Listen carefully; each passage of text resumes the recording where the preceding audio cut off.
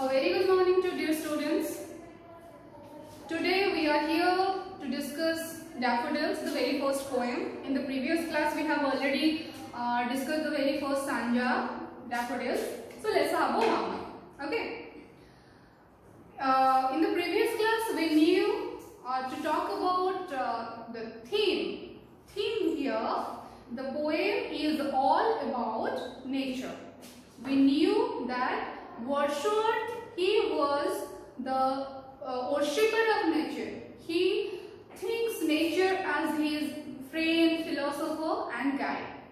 And to talk about the structure of this poem is full of simple languages which we can call a real poem. This is a real poem. Okay. And this poem contains 4 stanzas and each stanza has 6 lines and having the right rhyming scheme A, B, C, C.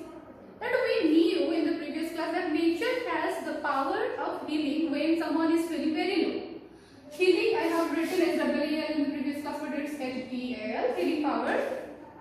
And next thing is that the poet here in the first stanza, the poet is moving all around, moving in the Lake District aimlessly without having any purpose, like a cloud floats high over the hills and valleys. Okay, I have already told you that the poet was inspired by an event in 1802 and he wrote the poem in 1804. Somehow between 1804 and 1807.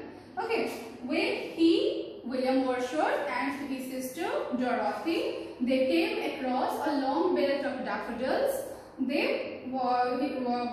William Wordsworth, he was inspired by that event.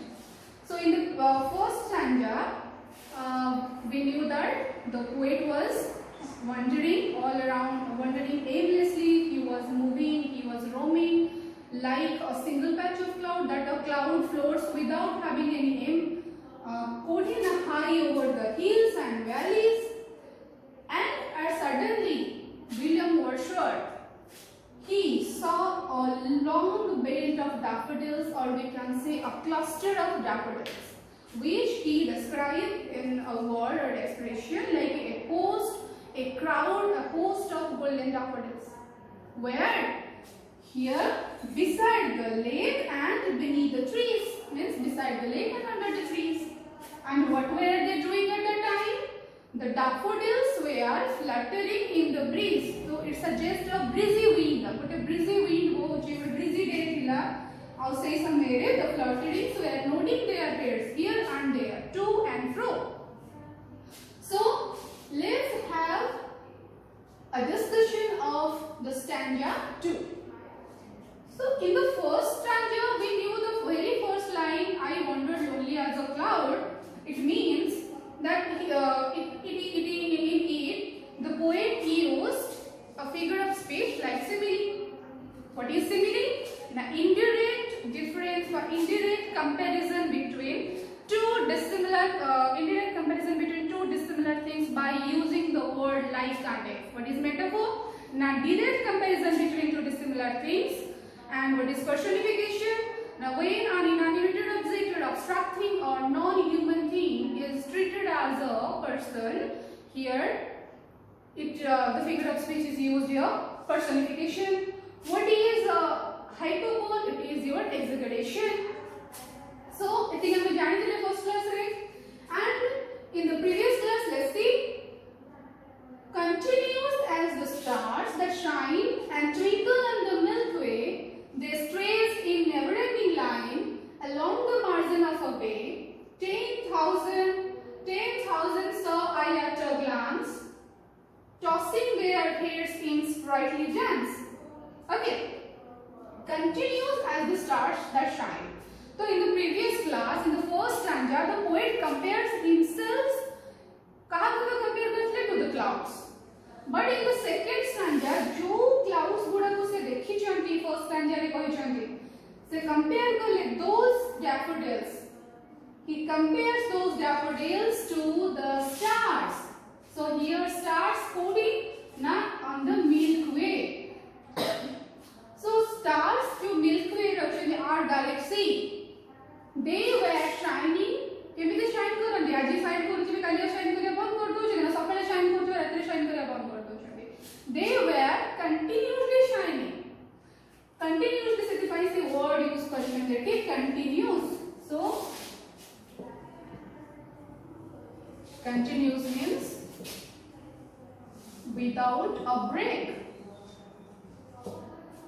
तो stars माने कितने संख्या रे थांती आकाश रे innumerable of numbers like limitless unlimited and second se question the strays in never ending line okay let's see that stars mane je rati re shine koruchanti ame jani che but continuously can use it because they were continuously without having any break they are shining but in the daytime we can see them because of sun rays ताले गोटे continuous process चलजे shining करवार तो here shine means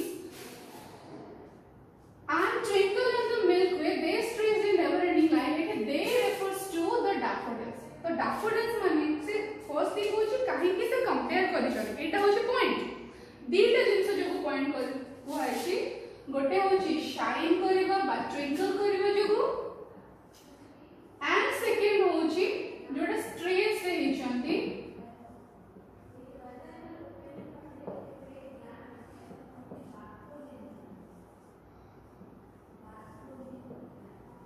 stressed heichanti never ending line so dita karan jogu the poet compares the daffodils to the stars so here shining you can say as they are golden in colors and twinkle kariya mane kon jemti as they are fluttering in the breeze kete bale gote daffodils rahila and flutter korichi to nihati bhave se kon karibo twinkle karibo or tip karibo to ei jaga re kon hela na gold daffodils kon thila हमें जानि छे a pale shaped golden yellow color flower जोटा कि golden yellow color अछि stars मध्ये golden color so stars भी shine करूची daffodils भी shine करूची second होची strays they strayed in never ending line they means the daffodils strayed in a never ending line is it possible that daffodils पूरा never ending line है which has no end बिना end रो daffodils पूरा सतरे stretch हे किथे से जगह do you think is it real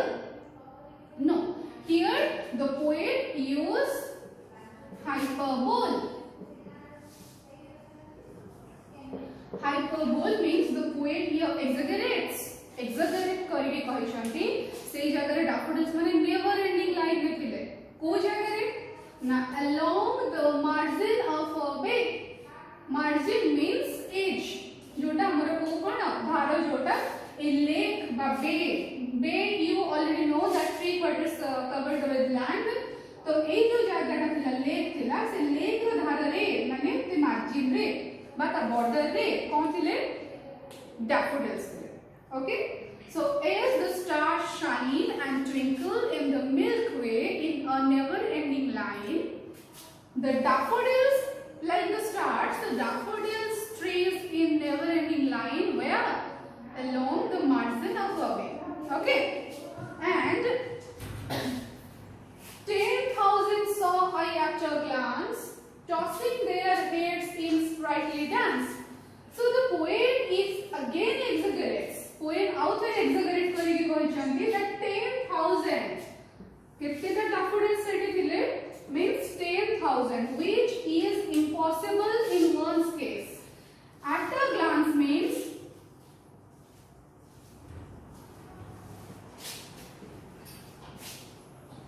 at one gaze or you can say at first sight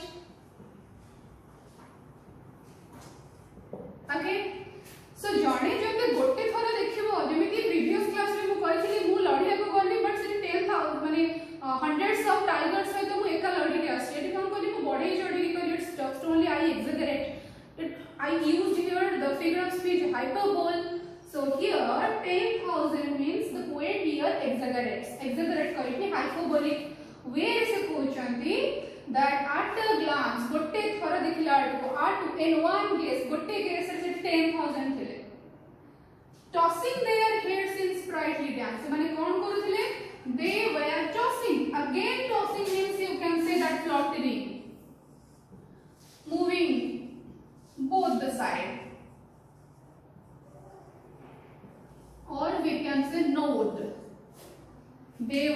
nodding their heads. आगे first stanza रे थिला they were fluttering and dancing in the breeze. Here again he is saying tossing their heads in sprightly dance. Dance जितेबाला repeatedly जे कोनसी word remember one thing जितेबाला जे कोनसी word two time बा more than one times use हुए emphasis ता ऊपर ही हुए. तो sprightly means lively.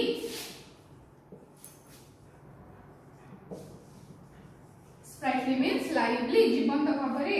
तो एई जगह रे कोन यूज होला डांस करबा कहार क्वालिटी कहार ना ह्यूमन रो. तो एठी daffodils डांस करूची प्रीवियस क्लास रे कहै छी सेटा पर्सनिफिकेशन यूज हेतला. Again the poet is using here personification. So as I told you, the poet is full of beauteous forms, or the poet has a deep love for beauteous forms. एठी beauteous forms को से portray करिया को जे कहा को use करछले daffodils को.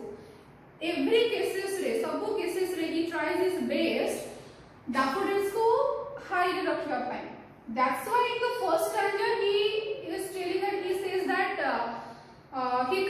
he says that the daffodils were golden yellow colors, they were dancing in the breeze. And secondly again he compares those daffodils to the stars. कहा जो stars की कौन को जे heavenly use रे माने heavenly use करिछन जे कहा को daffodils को stars ओडा heavens रे थांती ना. That's why. And again he is saying that they were tossing their heads in sprightly dance. So ei dita stanza ame jani paru che that how did he worship the nature. Okay, so let's have a discussion questions. Okay, let's have a discussion of some possible questions. First question is, what does the poet compare the daffodils with? Poet daffodils को कहाँ सहित compare करेंगे? Simple. The poet does उठला पर compares. So the poet compares the daffodils with कहाँ सहित? Now the shining stars on the Milky Way, or you can write here galaxy. Okay. The poet compares the daffodils with the shining stars on the Milky Way or stars on galaxy. Second question, and remember, always remember, this is an important question. All time council pattern रहे गोटे answer but different type of question आसे. जेमिति कि what is the similarity between the stars and daffodils? Second question आसे what is the comparison between the stars and daffodils? What are the points that the poet compare the daffodils, the stars, compares the daffodils with the stars? Okay, so a similarities. Then what is the resemblance of between daffodils and stars? Resemblance, similarity, comparison, points. एमिति करी करी question पचारे. Answer कौन होची? Now the poet compares the daffodils with the stars. दीटा sentence रे लिखिबार अछि. जेमिति कि first होची poet compare करले daffodils को कहा सहित stars सहित. काहे के करले ना as the stars shine continuously, you have to mention this word continuously shine करे. आ गोटे होची कोन never ending line में रुए. So as the stars shine continuously by their infinities in the Milky Way, the daffodils shine in a never-ending line along the margin of the lake. Deeta jigsaw, two words you have to mention, that is continuously and never-ending line. Poet compares daffodils with the stars. Second, as the stars continuously by their infinities, innumerable of numbers of अच्छा दिना के stars माने Milky Way रे, सिर्फ infinities रे लिखा है. In the Milky Way, the daffodils shine in a never-ending line along the margin of a lake.